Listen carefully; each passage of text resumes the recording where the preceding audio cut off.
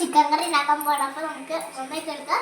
ഇത് ചിക്കൻ ഉണ്ടാക്കാൻ കറിവേപ്പില, ഇത് പേരക്ക, അപ്പൊ ചുമ്മാ പേരക്കിട്ട് വരണം. അപ്പൊ ലെഗ് പീസും 3 ലെഗ് പീസും പിന്നെ ഒരു ചിക്കൻ അത് വറക്കാനുള്ളതായിരുന്നു. ഇതുകൊണ്ടാണ് കുറച്ച് വറക്കാൻ. കൊറേ ദിവസം മുന്നേ ഉള്ള മീൻകറി ഉണ്ട് കേട്ടോ ചേച്ചി. അപ്പൊ ഈ മുടിയൊക്കെ ഇതിലൊക്കെ ചാടും ചേച്ചി? മുടി ഇതിലൊക്കെ ചാടിയാലോ? നമുക്ക് നന്നായിട്ട്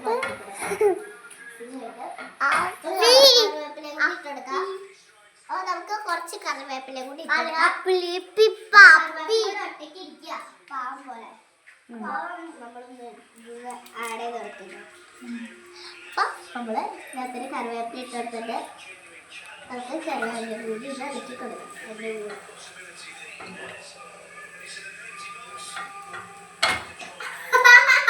നന്നായിട്ടൊന്ന് ഇളക്കി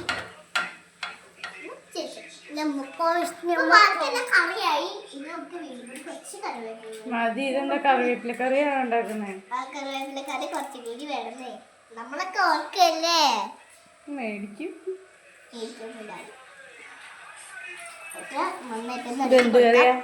അപ്പൊ നമ്മുടെ ചിക്കൻ കറി പിന്നെ അത് എന്തൊക്കെ ഇടുന്നെന്ന് അറിയാം? കറിവേപ്പില, തക്കാളി, മുളക്, സവാള, പിന്നെ ഒരു അരച്ചൊരു ഇഞ്ചി അരച്ച സാധനം, പിന്നെ ഒരു പൂ പോലെ വിരിഞ്ഞിരിക്കണേ ഒരു കോഴി സാധനം ഗ്രേവി. ആ സാധനം കൂടി ഇട്ടെടുക്കാം. ഇതെല്ലാം കൂടി ഒന്ന് ഇട്ടെടുത്തിട്ട് നന്നായിട്ട് എടുക്കാം. തക്കാളി കൂടി ഉണ്ട്. തക്കാളി നമ്മളെല്ലാം ചേർന്നിട്ട് ഇറക്കി കൊടുക്കാം. അതെല്ലാം സാധനം പോയി. കുരുമുളകും ഉണ്ട്. കുരുമുളകല്ലല്ലോ? കുരുമുളകല്ലേ? അല്ലല്ലോ, അലുവ. അലുവ ചിക്കൻ കറിയില അലുവ അല്ല